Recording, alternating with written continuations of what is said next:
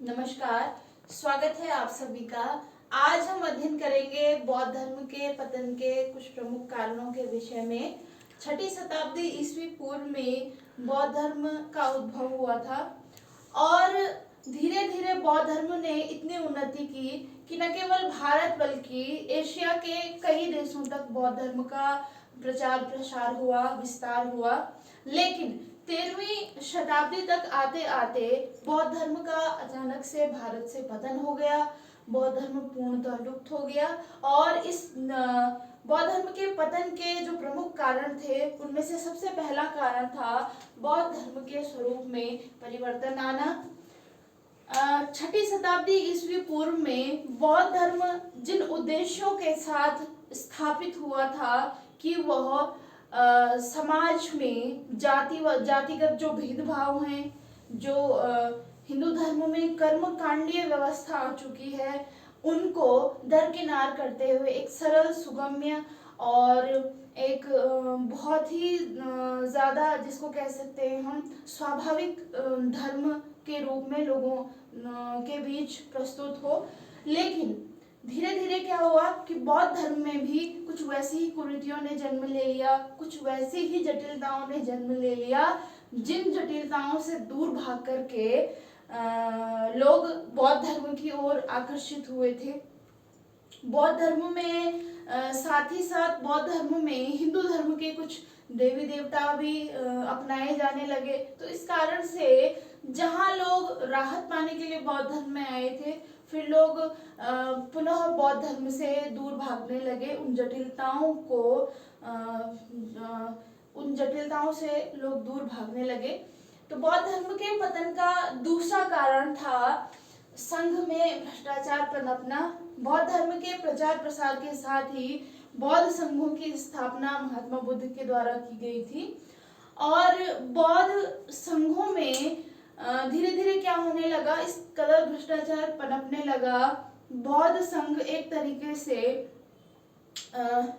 धन के गढ़ बन गए और बौद्ध जो 10 सील हैं, महात्मा बुद्ध के द्वारा बौद्ध अनुयायी के लिए जो 10 सील रखे गए थे, उनमें से एक था कि धन का संग्रह न करना। तो किसी भी बौद्ध भिक्षु के लिए धन का संग्रह करना उचित नहीं था और ठीक इसके विपरीत बौद्ध मठों में, बौद्ध विहारों में, बौद्ध संघों में धन एकत्रित होने लगा था। विलासिता के केंद्र अब बौद्ध संघ बन चुके थे और बौद्ध भिक्षु और भिक्षुणियों के बौद्ध संघ में परिणय के कारण लोगों का बौद्ध धर्म के सिद्धांतों से विश्वास उठ चुका था। तो एक महत्वपूर्ण कारण ये भी था बौद्ध धर्म के पतन के पीछे।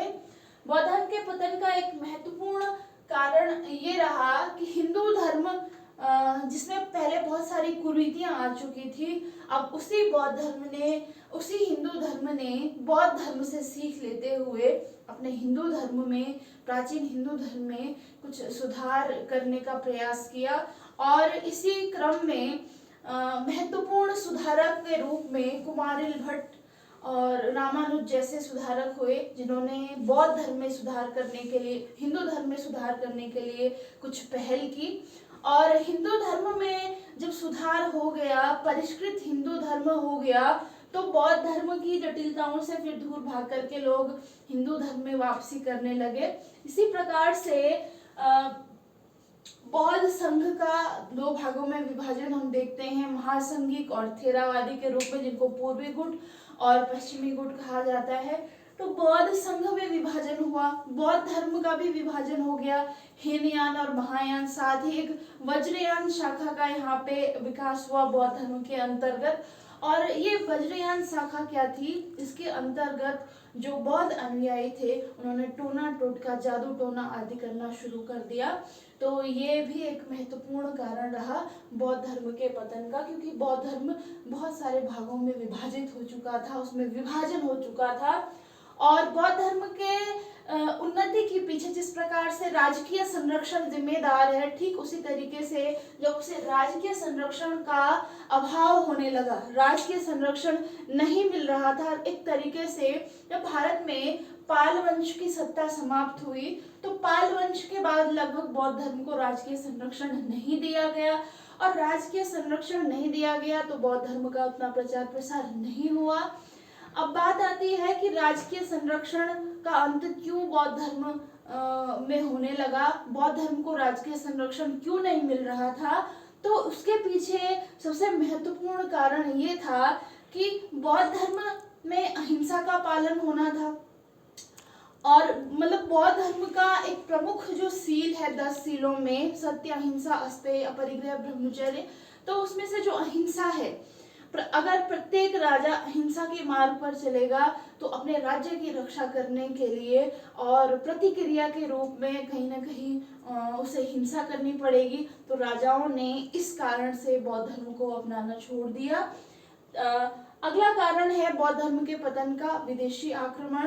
कुल मिलाकर के यूं हुआ कि जब बौद्ध मठों में, बौद्ध संघों में जो बौद्ध भिक्षु हैं उनके द्वारा धन का संग्रह किया जाने लगा, तो जो विदेशी आक्रांता थे जिनकी नजर भारत के धन पर थी, भारत की संपदा और समृद्धि पर थी, तो उनका ये मानना था कि भारत का जो सबसे ज्यादा धन संग्रह होगा या तो भारत के मंदिरों में होगा या बौद्ध संघों में होगा।